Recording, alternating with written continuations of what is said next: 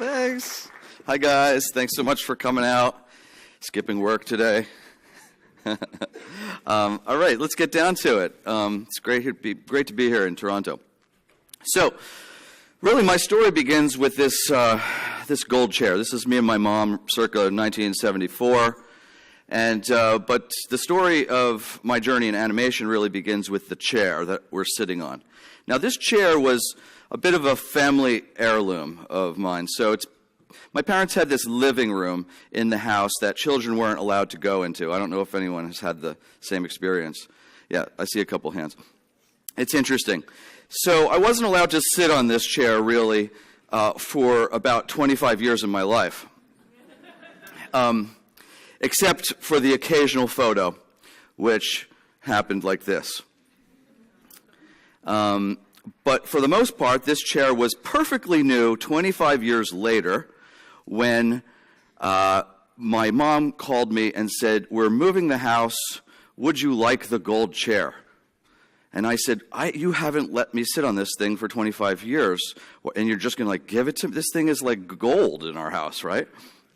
So sure enough, she was like, "Yes, you can have them." So I said, "Bring it on." Brought it into my bachelor pad in New York City. This is about 1997. You got like a little bowling pin and Nintendos, wherever they are.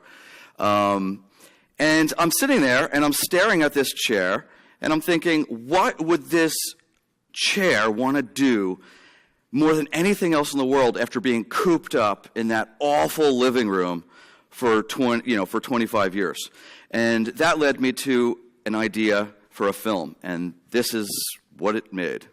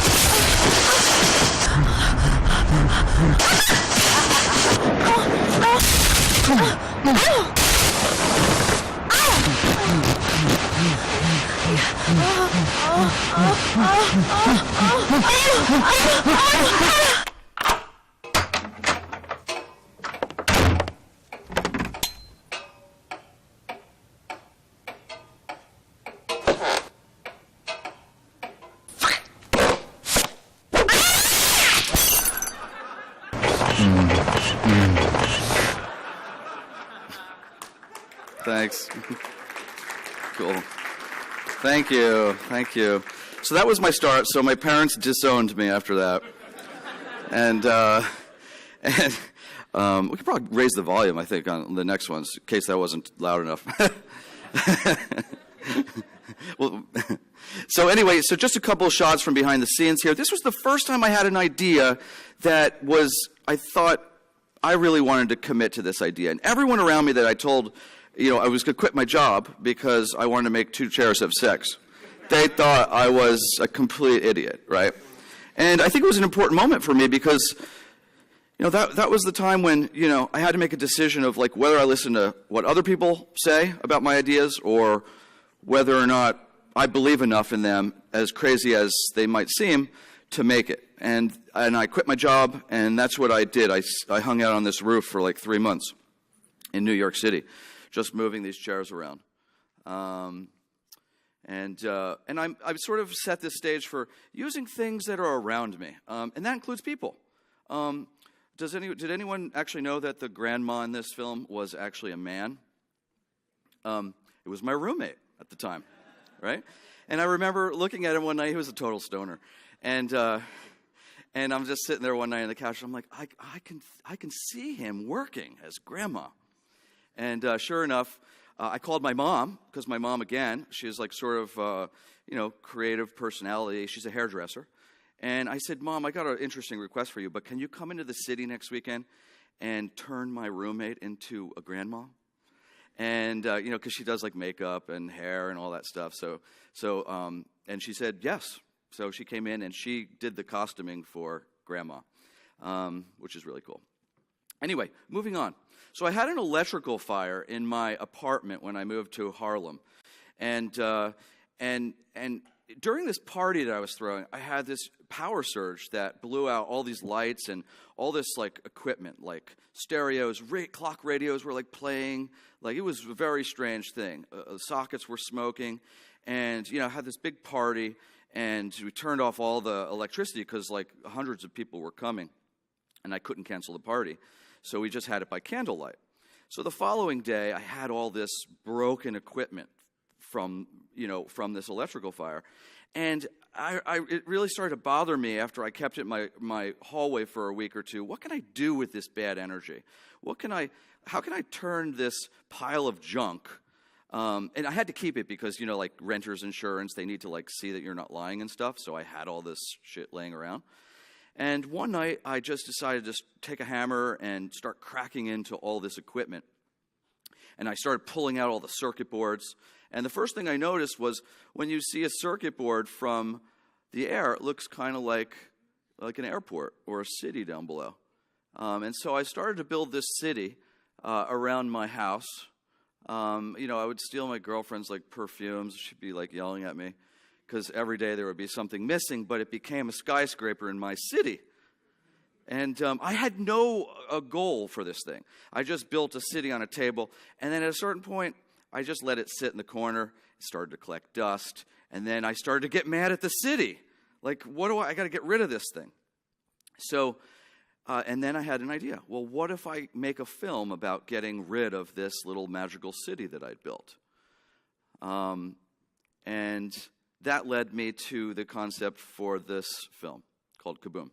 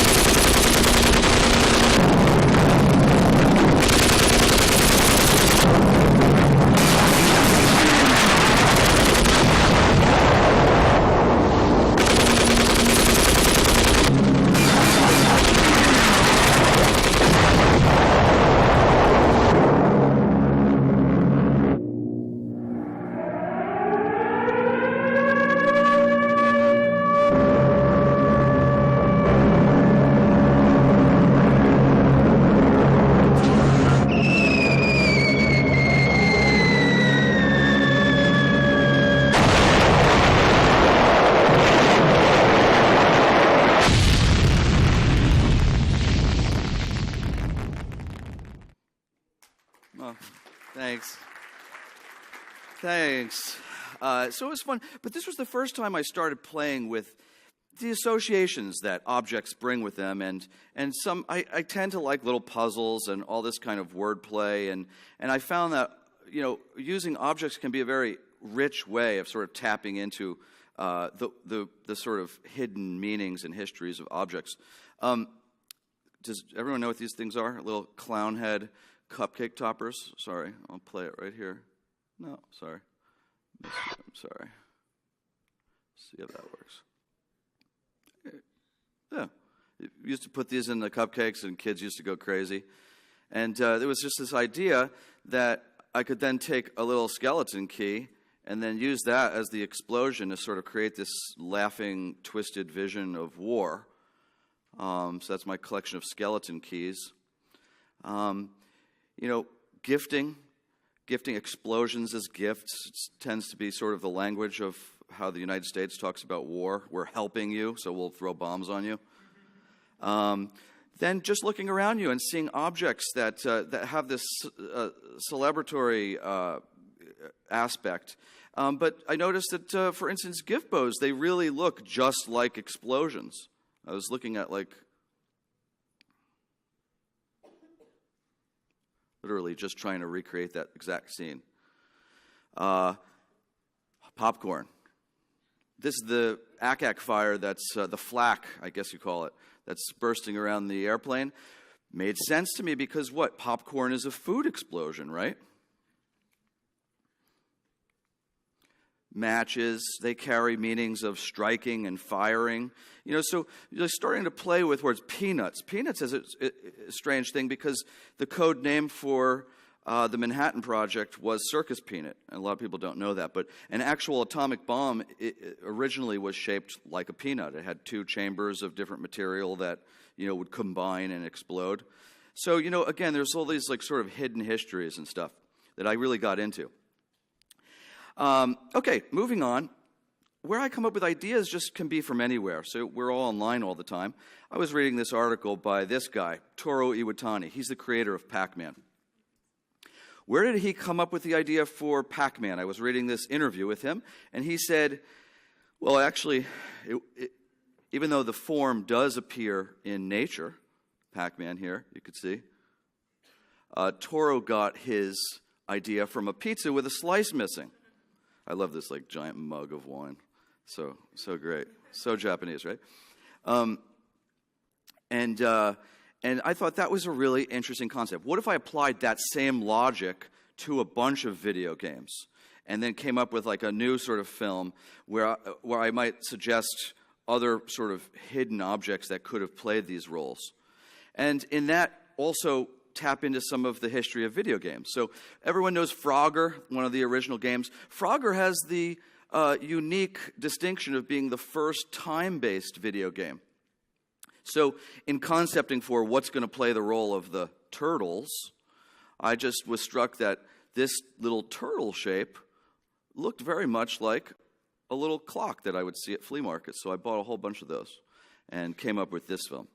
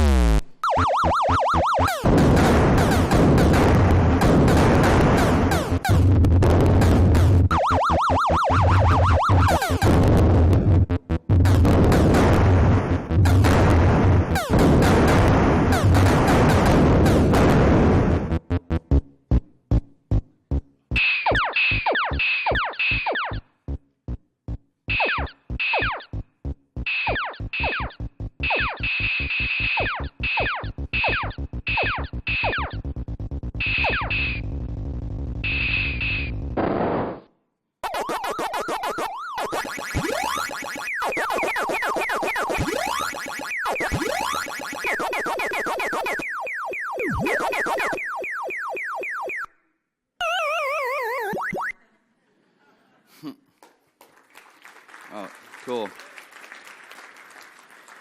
Thanks so much. You know what? Before we're going to talk about this one, but I'm going to actually show you the video first, and then we'll do a little behind the scenes.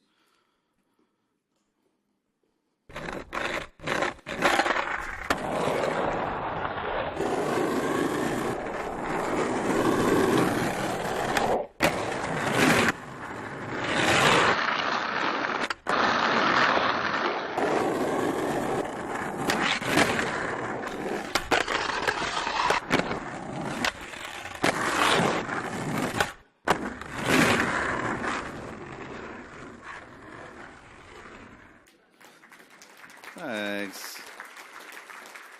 So that was fun. I mean, it's fun to shoot that because you can apply the same principles, that I do to objects to people. And so people become these giant puppets. It's a lot of fun.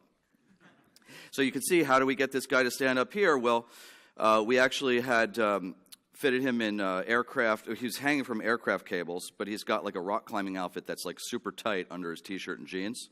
And basically, we just hung him on this, suspended bunch of C-stands here, and positioned him, and then did some rig removal to get rid of those stands. You can see they're on wheels, so they just moved in and out every frame to get like a clean frame. I would say this one of those amazing shots that just worked out. I mean, I did not plan for the sun to be exactly in the right position for this shot. It was just one of those fortunate, happy accidents. Anyway, this is what it looks like, puppeting large people. Just every frame has to be, manipulated in just the right way to make the effect come. But most of the time, we just let this guy hang out in the background. And we forgot about him for a couple hours while we were working. So we literally had this guy hanging by his balls. But it was probably the most fun that we all had on any sort of shoot that I've ever been on. Just to give you a quick peek, these are the little plates. Could I have the kids stand on the other kid's back for 5 straight days of shooting? No. So we built this sort of steel thing to help alleviate some of the pressure. You can see just moving just one frame at a time. That's how small of an increment.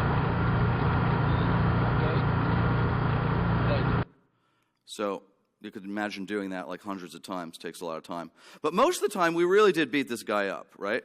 I had cast him pretty well. When I was seeing people to play this role, I was looking for, more than anything, I was looking for how many tattoos or piercings, or I knew this guy was going to take a bit of a brutal beating. I could almost still hear his scream from here. This is like real hair pulling. There's no digital effects here. He was really up for doing this film, and I had convinced him that he was going to be famous on the internet after I did it. The G-force effect. Actually, as it turns out, it's a very cold day in California. This was the coldest. I live in California for 10 years now. I've never had a day this cold. 8 a.m. in the morning, 25 degrees, T-shirt, on the cement floor, and how am I going to get this guy's mouth to stay open for 50 frames? Well, the answer to that is leaf blower. Here we go. Ready? Yeah.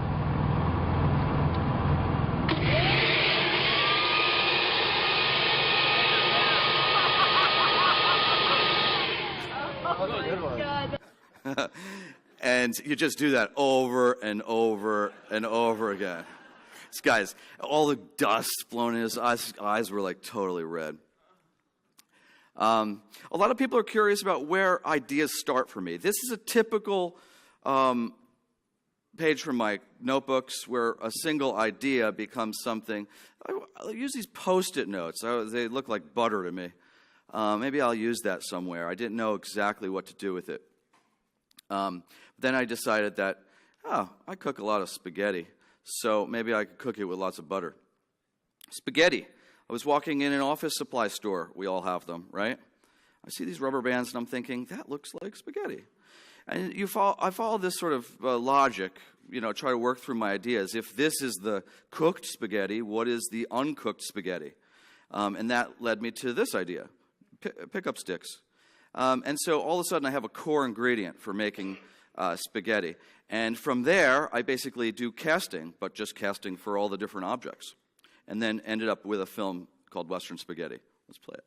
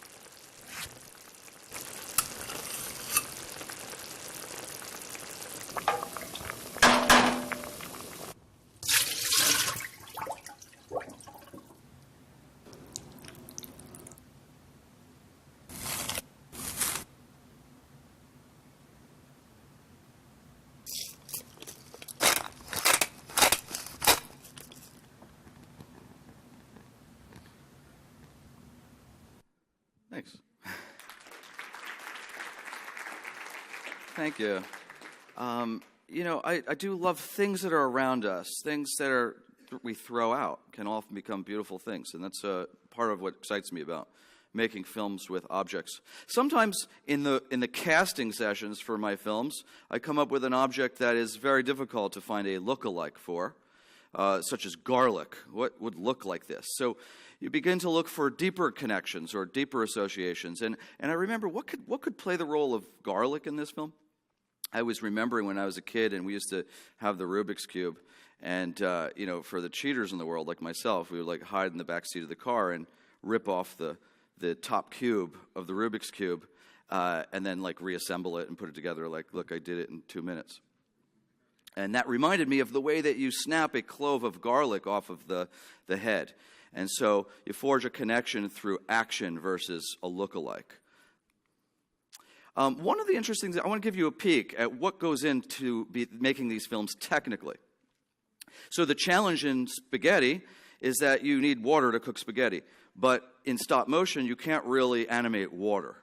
So water, and there were 5 shots in the film that needed a solution for water. How was I going to create the impression of water? So I'm going to show you all 5 of those. So the first one is just putting the pot on the stove. This is actually a sheet of acetate that is cut to be an oval, so it's not like perfectly in the center. It clung to the sides of the pot here, and you can see the effect right here. Reese's water. This was a joke no one got. It was supposed to be sea salt. And most people thought it was like throwing pepper and salt into the pot or something, you know. But anyway, the thing is I'm a cook. My family's Italian, you know, so I know all these little details. They're sort of like cook's details, I would say. When you throw the salt in the pot, it doesn't just all fall right away. There's a way in which it sort of stops on the surface and then it sinks to the bottom. And I wanted to try to capture that, but how to do it in stop motion. Well, the answer is really, look up here in this corner of the frame. You see, what I did was I built this rig, which would hold sheets of acetate. And on each of those sheets of acetate, you know, hold these Google eyes. And you can see, just, I'll show you. Watch it once more, but watch this section of the frame. So you can see the sheets of acetate are moved up and down those tiers. Bubble wrap. This is one of the absurdities of what I do. Who knew there could be a use for one bubble of bubble wrap? That's just one of those fun things you just discover when you're making things. A completely useless material, and you know, here you are using it.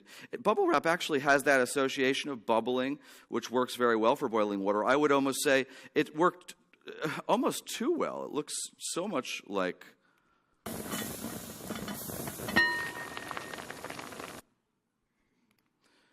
And last but not least, this is my favorite shot in the film. How do you do this? How do you stir the pasta at the end and, combine all these? So it's a combination of effects. So number one, we have the tiered acetate with the spaghetti on the rubber bands. Sorry, see, I always see it as the thing. They're on different layers to give that dimensionality to them floating in the pot. Then there's a little hole here. That's where the spoon is going to sink in. Right? You can see it from this angle as well. Okay. Then over top of that is the bubble wrap laid over with a hole in it that the spoon can basically sink into. And it looks like you're putting it in the water. And then the end result is to spin those acetate layers as if I'm twisting the pasta and then keep it boiling on top. So let's take a look at what that looks like. So hours and hours and days of preparation trying to figure out how to do these things, and then it's over in 1 second. But that's life.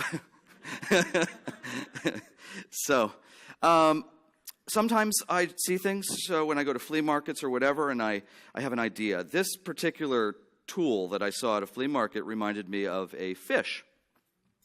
And that began my collection of tools that sort of reminded me of creatures of the sea. And I started collecting all these different beautiful objects with details, and I didn't really know what I would make with them yet, but I was just collecting and putting them in this giant drawer here in my studio. And I started playing with it. I had this concept. Well, remember these keys from the guns from Kaboom that I showed you before? Well, maybe they could work as little fish. So I started playing. Well, see what that looks like. It's okay. Here's another example.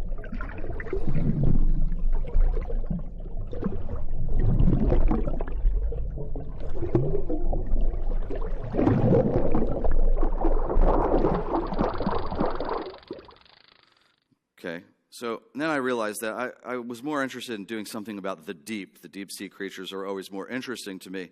And so then I started casting, making different creatures, just kind of playing with these old objects. And a lot of what I do starts with play. I just see some objects and I start putting them in front of a camera, seeing what can be made with them. Here are these calipers, right? They're different shapes. You could buy them at any flea market or whatever. But I thought maybe there was a way I could use them. This is a next shot I'm going to show you. Never made the film, but I think it's an interesting example. So by replacing one object that's a slightly different shape in sequence, you create this illusion of movement. And the film I ultimately made with these ideas and this sort of play pen of objects was called The Deep, and I'm going to show you that.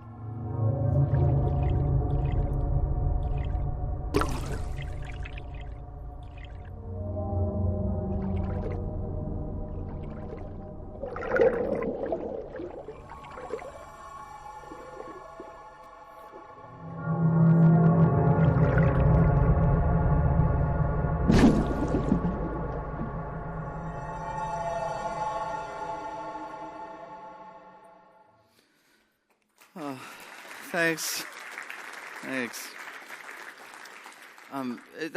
It's fun to always show that one. I mean, it would be nicer if it was dark in here. Some of my films play a little bit better online, and some of them, it's nice to be in a darkened theater. It's a bit of a different creepy vibe than some of my other more playful things. But in the beginning, it really starts with play. Here's an idea. You've probably seen this film. I'm going to show it to you, but I wanted to talk about how it's just a single idea. We all have these random thoughts.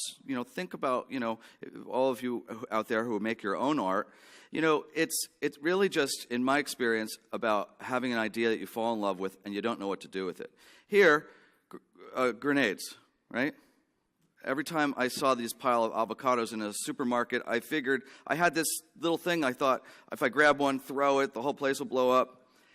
This is not something you talk about at a dinner party, right? What do I do with this idea? But okay, what can I make with, an avocado as a grenade?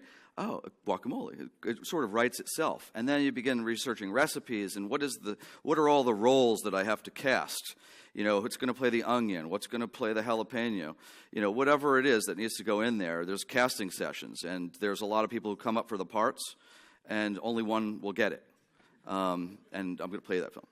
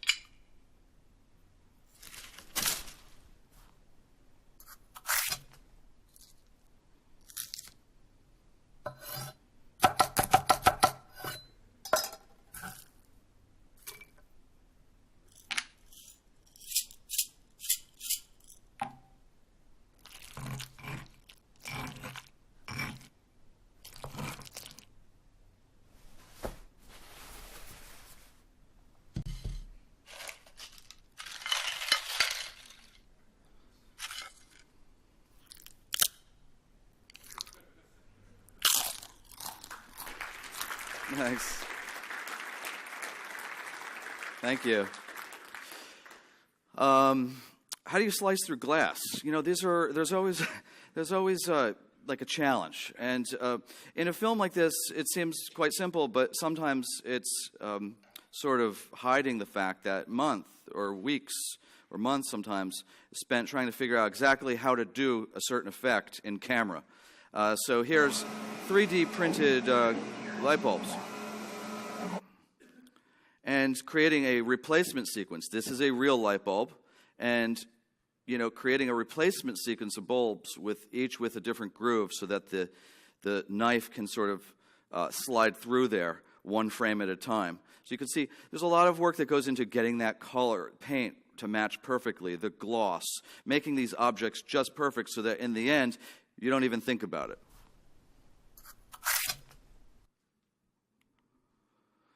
Okay, moving on. So sometimes I get an interesting call. It's not exactly a film that I wake up in the morning and want to make, but someone proposes an idea to me. So an Italian jewelry designer named Delfina De Latrez, she's like a Fendi family, I'm not exactly sure, but she had this jewelry line with a lot of insects in it, and she called me one day and said, I want you to make a film, but I want you to use my insects.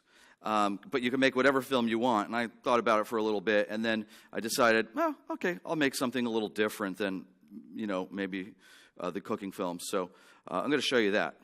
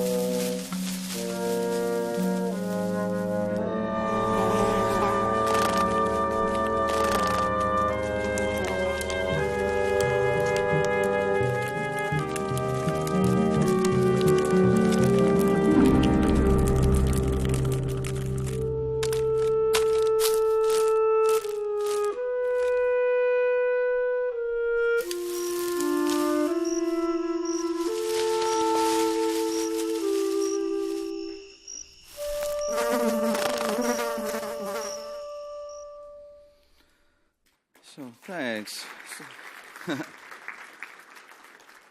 That's another one. It's a little better to play in a very dark room.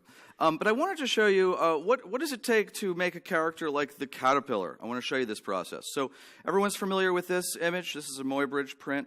You know, this guy, he's sort of pioneer of animation, broke down all the movements of people and animals into these separate frames. And when you play them together, they look like this. And he did all these different ones. It's pretty cool. Well, that's essentially what I needed to do with making that caterpillar. And a lot of times, since most people see my work as very practical, we shoot it in front of the camera, they are surprised to find that I do design a lot of stuff in CGI, like this caterpillar. So this caterpillar had to be created a walk cycle for the caterpillar, just like Muybridge created. It's a simple cycle that repeats. But then those were printed, 3D printed. Painted by professional model painters, making sure all these dots lined up perfectly. Then cataloged, put in a box so I wouldn't forget which one was which. There were about 13 in total. There's my Muybridge print. And then brought to the shoot, set on the gold mannequin, and manipulated, just touched a little bit each time. Really boring. And the ultimate result is that you have this.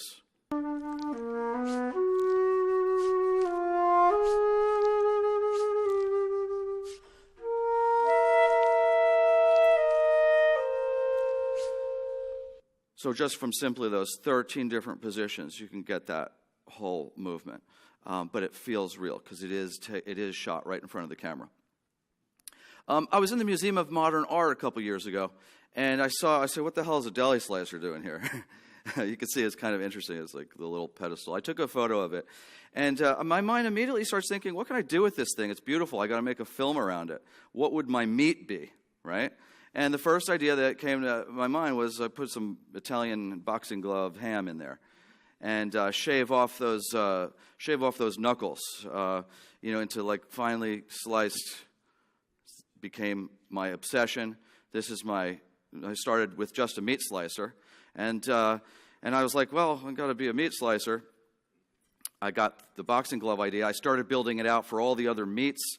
And then I realized that I needed a deli, so I started to buy all the parts for a deli, and ended up building a deli, and then making the film. And I said I needed someone to make. Who's the butcher going to be? So then I decided. I looked around. There wasn't anyone standing there. I was like, I guess I got to be the butcher too. So the film started again from a very simple concept: boxing glove and the deli slicer. And out of that sprang a film called Submarine Sandwich.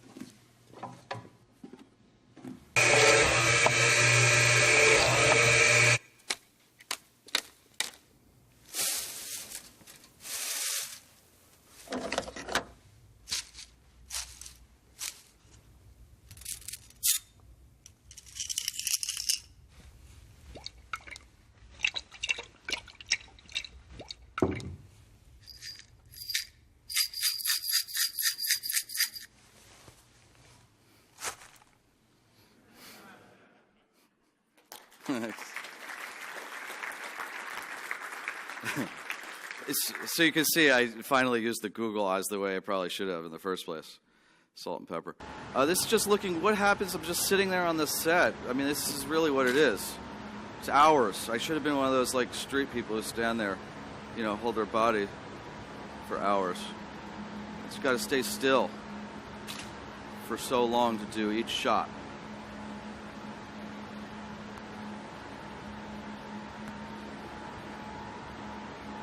That's just a quick peek at that. This is what it looks like animating a person.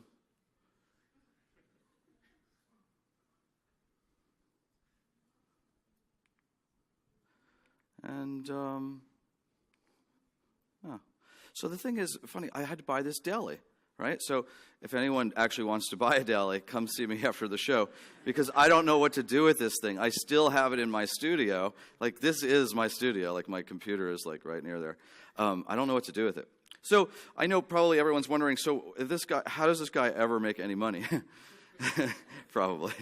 Well, I want to end with one film that I made, because every so often there's an interesting opportunity that comes from outside of the realm of your own brain. And in the world of advertising, I've done about 75 commercials over the last 15 years. And every once in a while, there's something that's really special. I showed you the human skateboard earlier. I think that was a original commercial project that felt very personal. And the last one I want to leave you on is an epic sort of 2-minute film for Honda. They called me and said, are you interested in doing something with paper? Now, I had never done anything with animating paper before. So, again, I'm always looking for an opportunity to do something I haven't done, not always do the same thing. And so I was up for the challenge, and fortunately, Honda had the money to put behind this idea, and I'm just going to leave you with that.